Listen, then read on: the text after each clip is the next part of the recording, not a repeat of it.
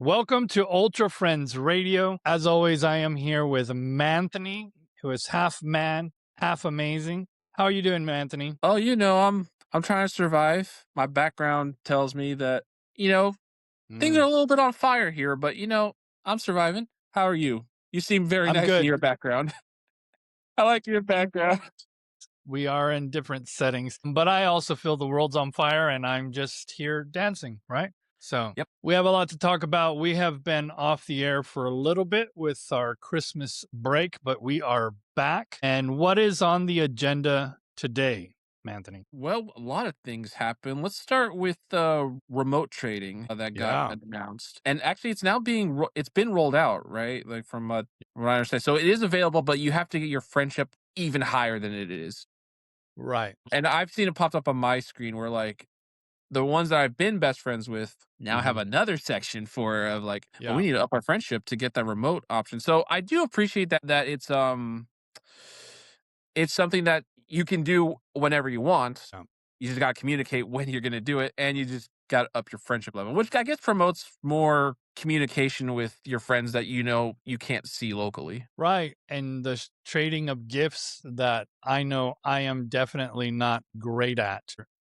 I have always said that one of the changes that I wish that they would make was to let best friends trade from anywhere. Mhm. Because there's a lot of people, and we both probably have this situation that live really far away that Yep. we trade with and we play with and we raid with and we do all this stuff with, but we can't really trade unless we're together. That really puts a wrench in the relationship.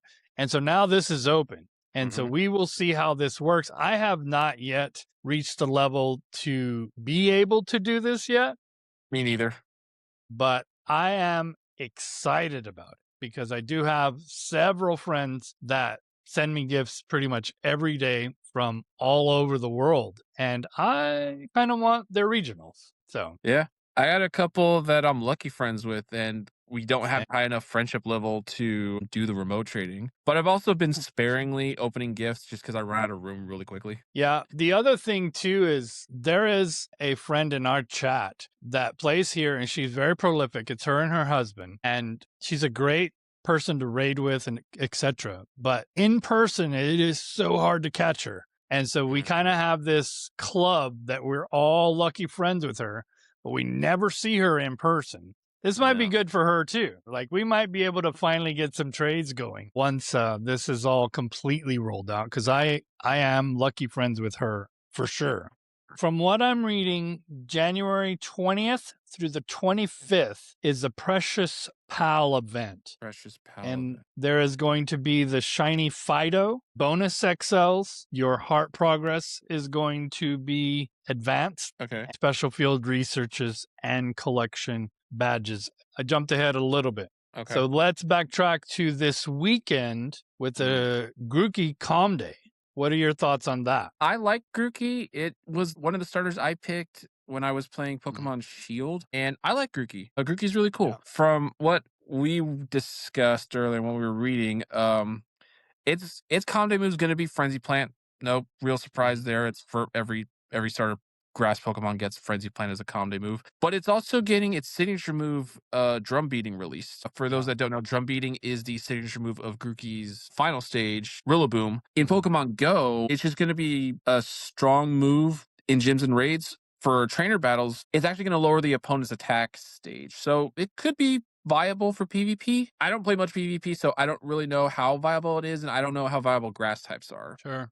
Well, if you're going to go against water types, for sure. Specifically, water ground types like Swampert and Quagsire. No, Rillaboom's going to destroy them both. Yeah. He was my pick too. I typically pick grass types because when you're trading with people, they almost always pick fire or water. And is there anything else you want to talk about with Grookey? Not really. That's pretty much it. Its shiny is a little bit brighter, so it's like a little more of like a, I guess, olive green with some orange rather than brown.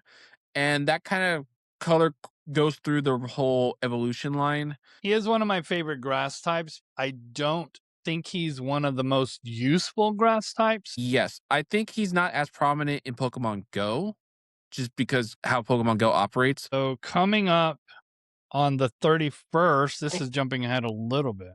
Wattrel Wattrel. Okay. and Kilo Wattrel are coming out. Yeah. And then the Genesect raids. Okay. So wait, Genesect are back in raids. Are back in raids, right. I have soloed Genesect, but when it's windy, it's a no-go for me, and it's been windy. Well, Genesect it's bug steel, so like it's 4 times weak to fire. As long as you just keep burning it, you'll win. We had talked about the Incarnate form of Thunderous coming out. Actually, that comes out Friday? Yes. The 16th?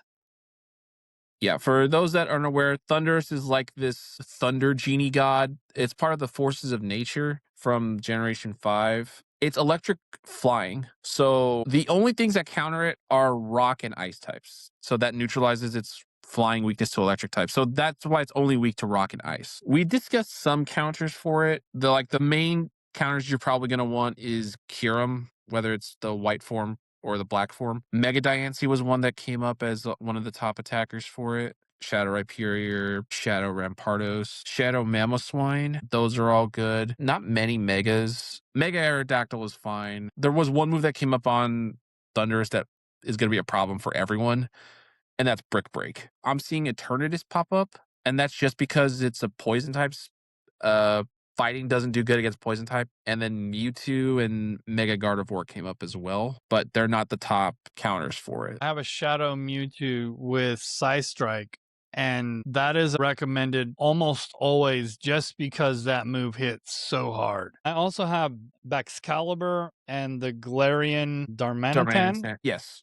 And then Galarian Darmanitan hits like a truck, so does Baxcalibur. But you have to basically flood them with ice moves, otherwise they're not necessarily as good against Thunderous. We had talked before the show, the LEGO Pokémon are coming out. I don't think they're out. And for anybody that doesn't know, I am recording in what is referred to as the LEGO lab, because this whole room that I'm in is covered wall to wall, floor to ceiling in LEGO sets. I even have a shelf that goes around the top with a LEGO train that drives through the different worlds of the LEGOs. So I have a DC, I have a Marvel, I have a Scooby-Doo, a City, a LEGO Batman.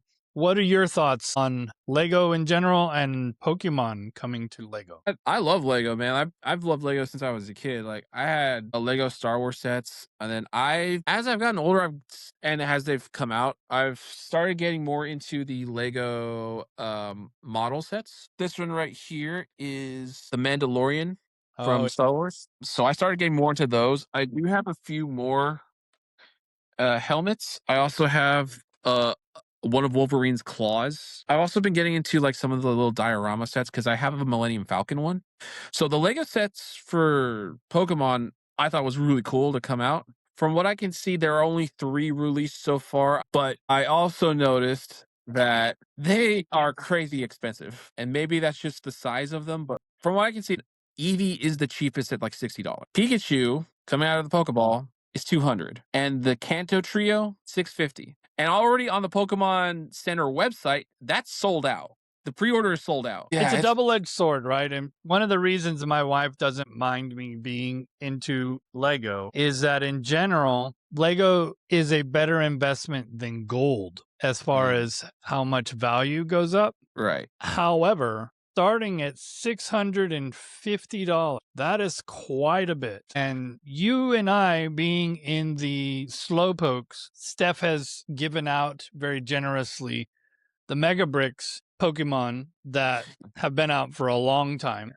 Yeah, and to go from a couple of bucks for these that come in a little Pokeball, et cetera, to $650 is quite a jump.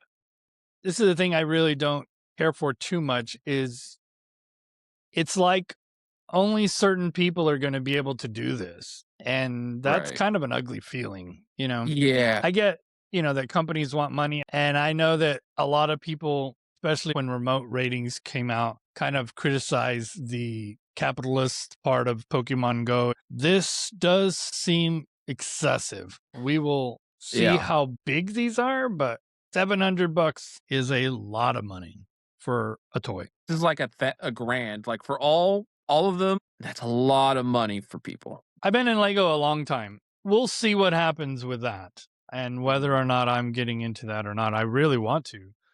$700 is a lot of money. For me, by myself, I'm not dropping that cash for it. And considering my other hobbies, if I'm going to spend $700 at a time, I can kind of think of some other things I'd rather do. I didn't know about this until you told me about the Brownsville Poke Fiesta. Right. Why don't you tell me about what you know about that so far? So it came across one of our mutual friends, Peter. He listed it as like an interested event on his page. And I checked it out. I was like, it's like a little small convention. For what I understand, it's March 15th of 2026. It says there's going to be cosplayers, there's going to be vendors, TCG and gaming tournaments, and then live wrestling. And on the page, you can see that one of the posters they have for it is Halucha in a wrestling ring fighting Luchador Pikachu. Which, okay, interesting. I think this is the first event of its kind, or at least whoever is running the event this is the first one they're doing. There's not too much promotion on it, but it's still a couple months away. Probably promoting it more in the next couple of weeks. We're gonna keep an eye on it, but it seems interesting. It's gonna be at the Brownsville Event Center, and for a 1-day event, few hours for it seems good. I'm interested. I'm curious, and I'm interested in checking it out. Yeah, I might reach out to them and see if they want to talk, and I can interview them like we're doing and kind of figure out what exactly is going on. I will tell you this, and I think you maybe are on the same page. If Peter's in the game, I'm probably not going to play the card game. I will get whipped. Is there anything else you wanted to cover before we go? I think that's about it. I do want to have a weekly episode at the very least, and so I do plan on reaching out to you sooner. Need to get with the Shiny Huntress as well, see what she's up to. And if there is nothing else, we will see you next week. Later.